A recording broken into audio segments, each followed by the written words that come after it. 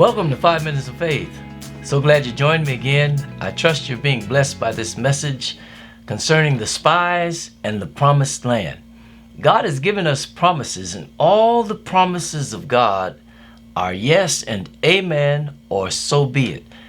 No matter what's going on in our world today, no matter how the world is being shaken, our environments, some people's lives are being rocked, but the promises of God are still sure. They are still yes and amen.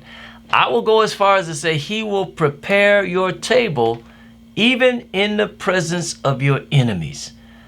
I'm of this persuasion. In the day in which we live, there are certain things that may never go away. The world as we knew it has changed, but God has not changed. And what He has promised us still stands true. So we're looking at the spies.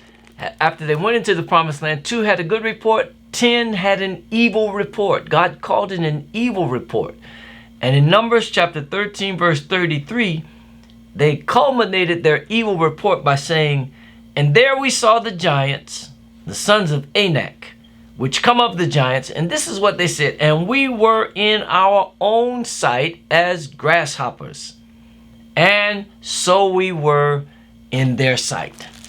This was the 10 spies who were being governed by their senses. Now remember, when you're not governed by sense, but you walk by faith, there may be times, interactions with others that cause conflict because they're governed by their senses.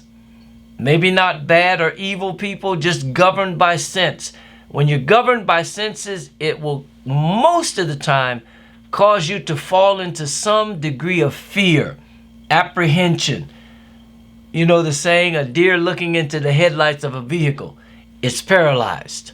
That's what fear does. These 10 spies brought up an evil report, and they literally, as I said last time, they literally defamed and slandered the promises of God, and it made God angry. Now that's the danger of it. You know, the Lord tells us to be strong. He told Joshua, when Joshua took Moses' place, He said, "Have not I commanded you to be strong?"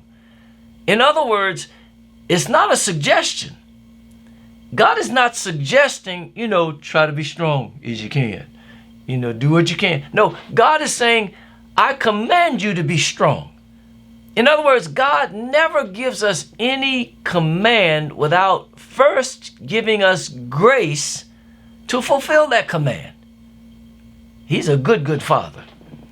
And He is well able to do all that He has promised if we will walk in faith. So, the 10 spies said, "We saw." So their senses screamed the giants were huge, and the people that heard them and they themselves acted accordingly or reacted accordingly. See, when your senses govern you, there's a syndrome, I call it, that kicks in. It's called fight or flight.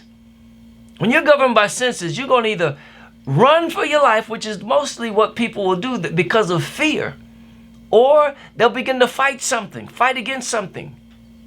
In this instance, they ran in fear. Governed by their senses, they succumbed to the spirit of fear. And so the giants, which were bred for them, became a big problem for them. If you notice something, the testimony of Joshua and Caleb, they said, "Let us go up at once, for the giants are bred for us." If you recall, during the time of their wilderness sojourning, they ate manna. There were miracles of provision. But when they crossed into the promised land, that miracle of provision ceased. The manna ceased. Now they had to do ministry. In other words, now all that they would possess and receive, they would receive through miracles of conquest. In other words, it was time to fight. It was time to rise up and let God be God. Amen. So whatever situation you are facing, however enclosed or surrounded or limited you may feel, God is still the same. And he will cause you to triumph. I want you to be encouraged. The just shall live by faith. Faith is an action word. So wherever you are, determined to bust a move. Don't wait for the situation to change. Change the situation.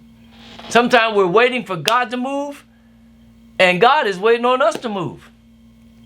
If God's not moving, or you don't perceive him moving, move him with your faith. When you start moving in faith, you'll see that God was already there waiting to take you into what he has promised you. You're special. Don't ever forget it. You're a child of the King. You have a covenant with God. Don't let anything convince or persuade you otherwise. My time's out. I'm going to see you again, hopefully. But until then, remember, you don't need a whole lot of faith. Use the faith you've got. You'll overcome the world with it. God bless you till next time.